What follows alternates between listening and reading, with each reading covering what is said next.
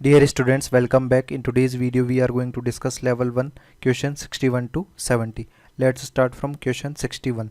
Question 61 में बोला गया है which of the following figures represent the cross section of an octahedral side, यानी octahedral void आपको आइडेंटिफाई करना है।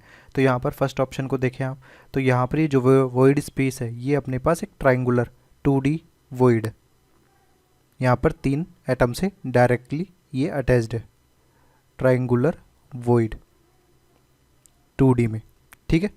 सिमिलरली यहाँ पर हमारे पास स्क्वायर वाला हो सकता है और ये दो डिफरेंट है और यहाँ पर वॉइड आ रहा है, ठीक। बट इस केस में अपन देखें डी ऑप्शन में, तो डी ऑप्शन में हमारे पास यदि ये हमारा वॉइड स्पेस है तो यहाँ पर 4 एटम से डायरेक्टली कनेक्टेड है और इसके ऊपर अपन एक एटम रख दें और इसके जस्ट बैकवर्ड एक और एटम हो, तो ये जो वॉइड स्पेस होगा डायरेक्टली कितने एटम से कनेक्टेड होगा, 6 एटम से।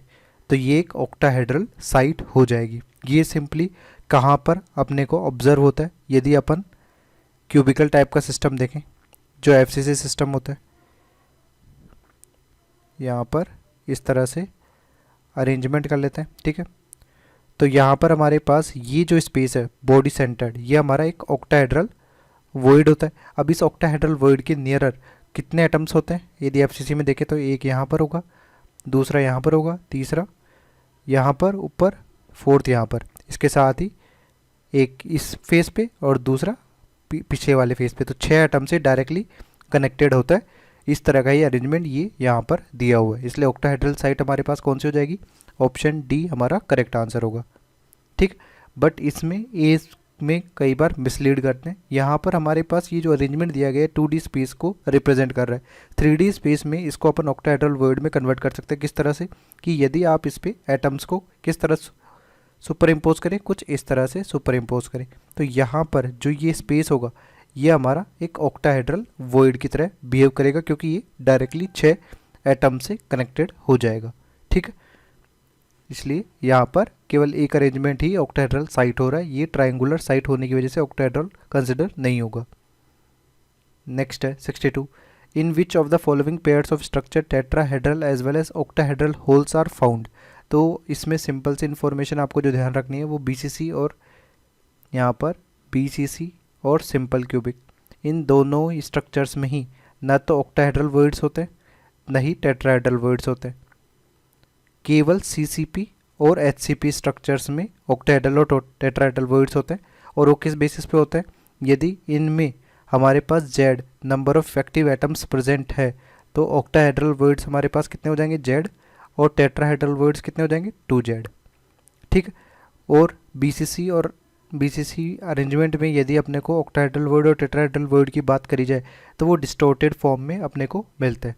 रेगुलर ऑक्टाहेड्रल या रेगुलर टेट्राहेड्रल वॉइड वहाँ पर ऑब्टेन्ड नहीं होते हैं। तो यहाँ पर कम्बिनेशन जो बीसीसी वाला है वो नहीं होगा या सिंपल क्यूबिक वाला नहीं होगा, तो ऐसा एचसीपी और सीसीपी में ही टेट्राहेड्रल और ऑक्टाहेड्रल होल्स प्रेजेंट होते हैं। तो option C are correct. Next है 63, the number of octahedral void in BCC structure 0, an ionic compound is expected to have octahedral structure if, तो ये रेडियस ऑफ कैटायन है और रेडियस ऑफ एनायन है। यदि अपने पास इसकी रेंज क्या हो, इसकी रेंज हो 0.414 से 0.732, ठीक है। तो यहाँ पर वॉइड जो हो जाएगा वो ऑक्टाहेड्रल वॉइड होगा। तो हमारा ऑप्शन कौन सा करेक्ट हो जाएगा, यहाँ पर option A is the correct answer, ठीक है। इसको अपन इस लिस्ट से भी आइडेंटिफाई कर सकते हैं कि यहाँ पर 0.414 से ऑक्टाहेड्रल अरेंजमेंट दिया हुआ है, ठीक। नेक्स्ट है 65, an ionic compound is expected to have tetrahedral structure if RC upon RE। Tetrahedral structure अपने को ऑब्टेंड होगा कब, जब अपने पास रेडियस रेशियो इस रेंज में दिया गया हो, तो हमारे पास 0.225 से 0.414 तक, तो option B is the correct answer. Next है 66, an ionic compound is expected to have body centred type cubic unit cell if RC upon RA। तो हमारे पास बॉडी सेंटर्ड वाला अरेंजमेंट जो होगा उसमें क्या होगा, क्यूबिकल वॉइड होगा जो कि बॉडी सेंटर पे आएगा। तो इस तरह का अपने पास वॉइड किस केस में मिलेगा, जब अपने पास रेडियस रेशियो 0.732 से 1 के बीच में आ रहा हो, तो क्यूबिकल वॉइड अपने पास बनेगा जो कि बॉडी सेंटर्ड पे होगा, तो बॉडी सेंटर्ड एटम अपने पास वॉइड हो जाएगा और बाकी कॉर्नर वाले एटम्स हमारे पास एनायंस हो जाएंगे, जो कि नॉर्मल एटम्स है जिससे अपना लैटिस स्ट्रक्चर बन रहा है। ठीक है, तो इस बेसिस पे हमारे पास जो आंसर हो जाएगा वो क्या हो जाएगा कि आर सी अपॉन आर ए का जो वैल्यू है वो ग्रेटर देन होगा किससे, 0.732 से। नेक्स्ट है 67, in the closest packing of atoms A the radius of atom B that can be fitted into tetrahedral void is. तो टेट्राहेड्रल वॉइड के लिए अपन क्या देखते हैं, प्रीवियस डेटा से ही अपने को पता है फिक्स टेट्राहेड्रल वॉइड में यदि अपने को जाना है तो radius of cation upon radius of anion जो होता है वो 0.225 के बराबर होगा। तो यहाँ पर रेडियस ऑफ कैटायन जो हो जाएगा वो 0.225 R A radius of anion के बराबर हो जाएगा। तो option B is the correct answer. Next है 68, in the closest packing of atoms the radius of atom B that can be fitted into octahedral void. तो ऑक्टाहेड्रल वॉइड के लिए जो रेशियो होता है R C upon R A, जो आपको ध्यान रखने की ज़रूरत है, 0.414 होता है। तो रेडियस ऑफ कैटायन जो हो जाएगा वो हमारे पास हो जाएगा 0.414 रेडियस ऑफ एनायन। तो option C is the correct answer. Next है 69, how many nearest neighbours are there in an atom or ion for an octahedral hole for a closed packed structure.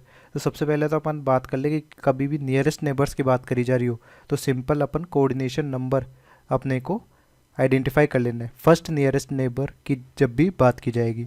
तो एक ऑक्टाहेड्रल होल के लिए directly attached कितने atoms होते हैं, 6 atoms. तो इसका कोऑर्डिनेशन नंबर कितना हो जाएगा, 6, कि डायरेक्टली 6 एटम से अटैच्ड है। सिंपली इसका मतलब यही है कि एक ऑक्टाहेड्रल होल के सबसे नियरेस्ट नेबर्स जो होंगे उनका नंबर कितना होगा, 6। तो option B is the correct answer. Next है 70, इसे बोला गया how many nearest and next nearest neighbours respectively does potassium have in BCC lattice. तो बीसीसी लैटिस में सबसे नियरेस्ट वाले केसेस अपने को स्टडी करने, तो इसके लिए अपने को एक क्यूबिक स्ट्रक्चर चाहिए होगा जो अपन लोग यहाँ पर देख लेते हैं। अब इसी को क्यूबिक स्ट्रक्चर को अपन थोड़ा सा अलग से कंसिडर करते हैं। बीसीसी स्ट्रक्चर है तो इसका सेंट्रल पे भी अपन मान लेते हैं कि यहाँ पर एक और एटम पॉइंट है, ठीक है, और इसको अपन रेफरेंस मान लेते हैं जिसके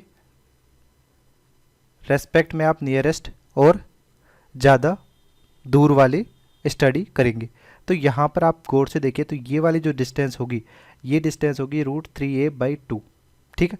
तो सबसे नियरेस्ट अपने पास यही वाला होगा √3a/2। और हर एक क्यूब जैसे यहाँ पर इसको एटम को यदि मार्क कर लें तो यहाँ पर एक इसमें आएगा, एक इधर आएगा, एक पीछे आएगा, एक उधर आएगा, और ऐसे ही 4 ऊपर आएंगे। तो इस तरह से टोटल इस रेफरेंस के अलोंग अपन यदि देखें कि नियरेस्ट नेबर्स कितने आ रहे हैं तो हमारे पास 8 आ रहे हैं, ठीक है। तो यहाँ पर जो नियरेस्ट हो जाएंगे और 100% कंट्रीब्यूशन है तो यहाँ पर 8 हो जाएगा, ठीक।